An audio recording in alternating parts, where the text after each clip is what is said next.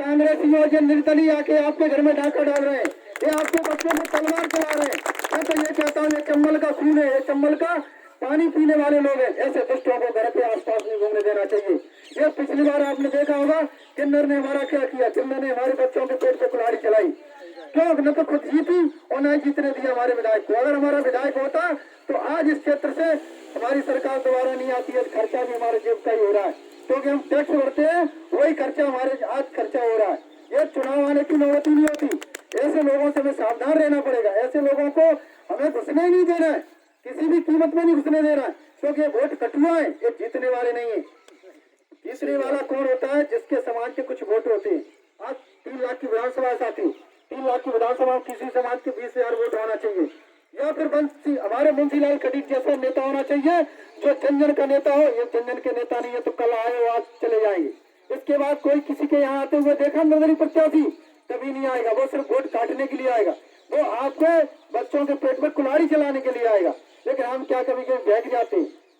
बहकने में महाभारत हुए। आज हमारे भीष्म पितामह जैसे महाभारत में अगर चुपचाप बैठे रहते, जैसे हमारे बुजुर्ग इस चुनाव में बैठे रहे थे, उसी कंडीशन से आज हमारा नुकसान हो गया।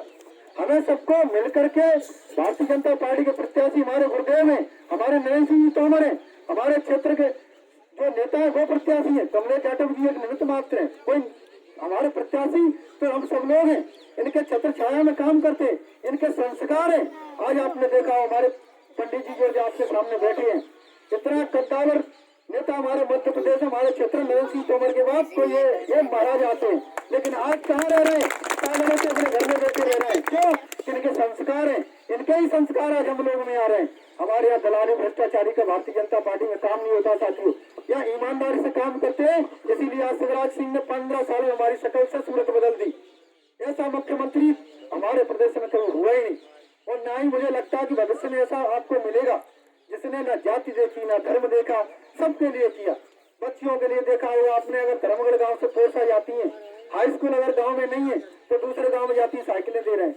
हमारा क्षेत्र पहले से गरीब रहा है, क्योंकि कांग्रेस ने हमें रगड़ रगड़ के गरीब किया है। हमारे कभी भी क्षेत्र में देखा होगा आधे बच्चे गाँव में खत्म हो जाते थे। देखा था आपने कि जब बच्चे होते थे तो आधे गाँव में खत्म हो जाते थे, क्योंकि पोरसा हॉस्पिटल ले जाने के लिए हमारे पास संसाधन नहीं थे।